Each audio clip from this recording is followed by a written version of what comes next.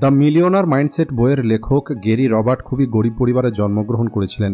উনি ওনার জীবনে ধনী এবং সফল হওয়ার উপায় খুঁজছিলেন।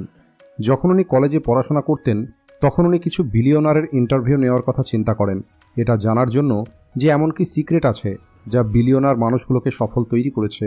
আর উনি অনেক বেশি রিসার্চ করার পরে জানতে পারেন যে ধনী মানুষগুলো কিভাবে ধনী হয়, অন্যদিকে একটি গরিব মানুষ কিভাবে ধনী হতে পারবে।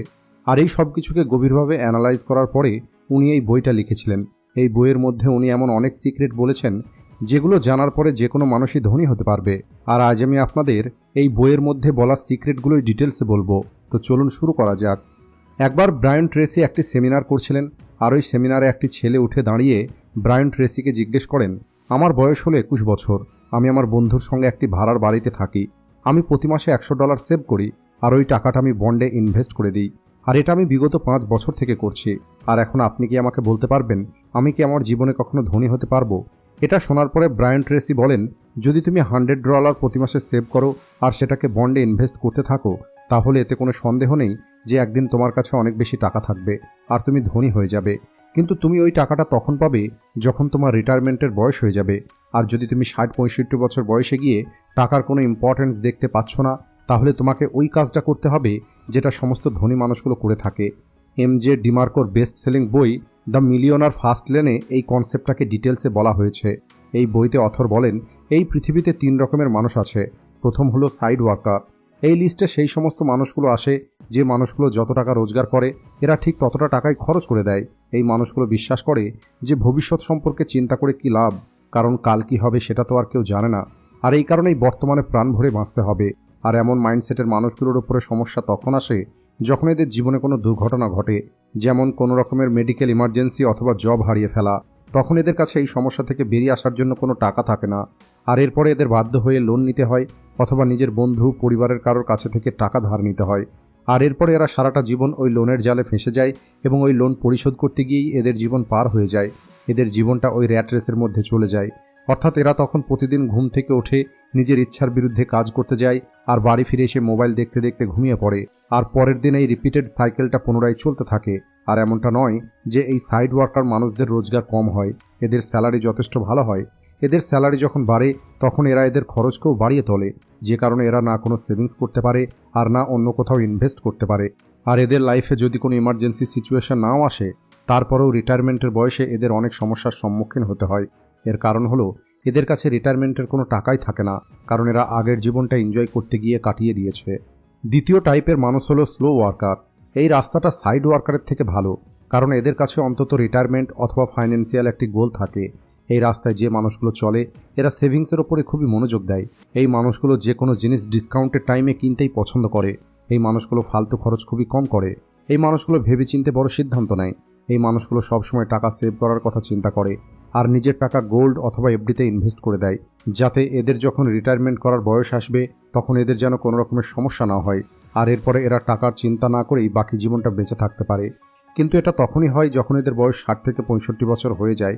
এই মানুষগুলো ফাইন্যান্সিয়ালি ফ্রি তো হয়, কিন্তু সেটা রিটায়ারমেন্টের পরে। কিন্তু রিটায়ারমেন্টের পরে এরা এদের ওয়েলথকে ওইভাবে ব্যবহার করতে পারে না যেভাবে ব্যবহার করার কথা এরা চিন্তা করেছিল, কারণ এখন বয়স অনেক বেশি হয়ে গেছে। আর বয়স বাড়ার সঙ্গে সঙ্গে যে কোনো জিনিসকে এনজয় করার এক্সাইটমেন্ট কম হয়ে যায়। কিন্তু তারপরেও এই রাস্তাটা সাইড ওয়ার্কারের থেকে অনেক ভালো।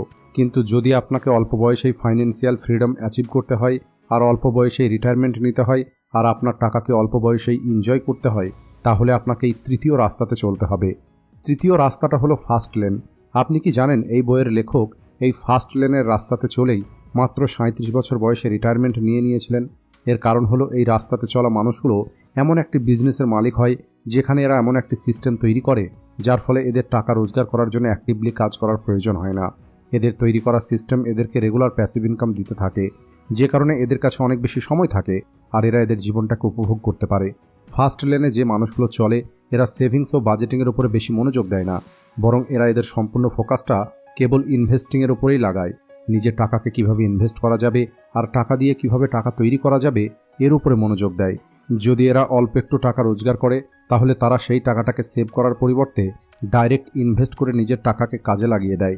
ফার্স্ট লেনে চলা মানুষগুলো টাকার জন্য নিজের সময়কে বিক্রি করে না, কারণ এরা এই কথাটা খুব ভালো করে জানে টাইম এই পৃথিবীতে সবথেকে মূল্যবান জিনিস। আর এই কারণেই টাকাকে খরচ করে যাতে অন্য মানুষের টাইম কিনতে পারে আর নিজের সময়টাকে বিক্রি করতে না হয়। আর এরা অনেক বেশি টাকা রোজগার করতে পারে অন্য মানুষের সময়কে ব্যবহার করে।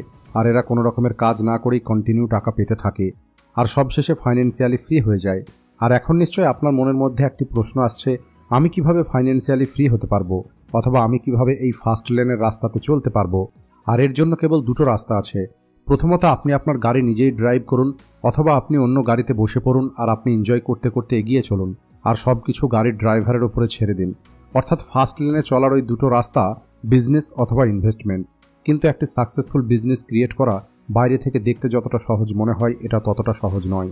এখানে অনেক বেশি পরিশ্রম এবং স্মার্ট ওয়ার্কের প্রয়োজন হয়। আপনাকে দিনরাত কাজ করতে হবে, এর জন্য আপনাকে প্রতিটা পদক্ষেপ ভেবেচিন্তে নিতে হবে। এছাড়া একটি বিজনেস শুরু করার জন্য আপনাকে একটি বড় অ্যামাউন্ট ইনভেস্ট করতে হবে। আর এখানে ওই রিস্কটাও থাকে, আপনার বিজনেসে আপনার ইনভেস্ট করা টাকা ডুবে যেতে পারে। কিন্তু ফার্স্ট লেনে চলার দ্বিতীয় রাস্তাটা একটু সহজ। সেটা হলো অলরেডি কোনো এস্টাবলিশ বিজনেসে নিজের টাকা ইনভেস্ট করা আর ওই বিজনেসের পার্টনার হয়ে যাওয়া। আর যেমনভাবে ওই বিজনেসটা গ্রো হবে সেভাবে আপনার টাকাটাও গ্রো হবে, আপনার কোনো রকমের পরিশ্রম ছাড়া। উদাহরণ হিসাবে মনে করুন, আদানি সোলার এনার্জি কোম্পানিতে আপনি টাকা ইনভেস্ট করেছেন, আর এখন আদানি সোলার এনার্জি কোম্পানি যেভাবে গ্রো করবে একইভাবে আপনার টাকাটাও গ্রো হবে। আর এর জন্য আপনাকে কোনো পরিশ্রম করতে হবে না।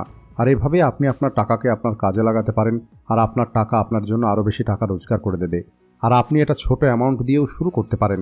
আর যখন আপনার কাছে টাকা বেশি থাকবে তখন আপনি বেশি টাকা ইনভেস্ট করতে পারেন। আর এখন নিশ্চয়ই আপনার মনে এই প্রশ্নটা আসছে, আমি আমার পরিশ্রমের রোজগার কিভাবে ইনভেস্ট করতে পারি যাতে ওই টাকা আমার জন্য একটি বড় ওয়েলথ ক্রিয়েট করতে পারে। দেখুন, স্টক মার্কেটে টাকা ইনভেস্ট করার জন্য আপনার কাছে দুটো জিনিস থাকতে হবে।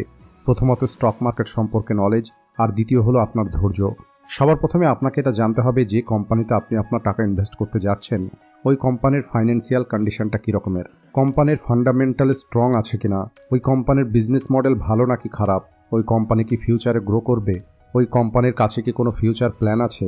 আর এখন হয়তো আপনি বলবেন, এই সব কিছু আমি কীভাবে জানতে পারবো? এর জন্য আপনাকে ওই কোম্পানির ফান্ডামেন্টাল অ্যানালাইজ করতে হবে আর এরপরেই আপনাকে ওই কোম্পানিতে ইনভেস্ট করতে হবে। দেখুন, মিডল ক্লাস মাইন্ডসেটের মানুষগুলো সবসময় টাকা সেভ করার কথা চিন্তা করে, অন্যদিকে একটা রিচ মাইন্ডসেটের মানুষ সবসময় বেশি টাকা রোজগার করার কথা চিন্তা করে। কারণ যদি আপনি কেবল সেভিংসের উপরে মনোযোগ দেন তাহলে আপনি ঠিক ততটা টাকাই সেভ করতে পারবেন যতটা আপনার স্যালারি হবে। কিন্তু যদি আপনি আপনার ইনকামকে বাড়ান তাহলে আপনার সেভিংস অটোমেটিক বেড়ে যাবে। একটি রিচ মেন্টালিটির মানুষ যে কোনো কিছু শিখলে সেটাকে দ্রুত ইমপ্লিমেন্ট করে। আর এটাই হলো সবথেকে বড় পার্থক্য একটি সফল এবং অসফল মানুষের মধ্যে। যেখানে একটি অসফল মানুষ সবসময় নতুন কিছু শিখতে পছন্দ করে, অন্যদিকে একটি সফল মানুষ যে কোনো কিছু শেখার পরেই সেটাকে দ্রুত অ্যাপ্লাই করে। তাই যদি আপনি রেজাল্ট পেতে চান তাহলে আপনাকে অ্যাকশন নিতে হবে। কেবল ভিডিও দেখে কোনো কাজ হবে না, আপনি যেটাই শিখবেন সেটাকে দ্রুত অ্যাপ্লাই করা শিখুন। আজকের ভিডিওটি এই পর্যন্তই। ভিডিও ভালো লাগলে ভিডিওটিকে লাইক ও শেয়ার করতে ভুলবেন না। Thanks for watching.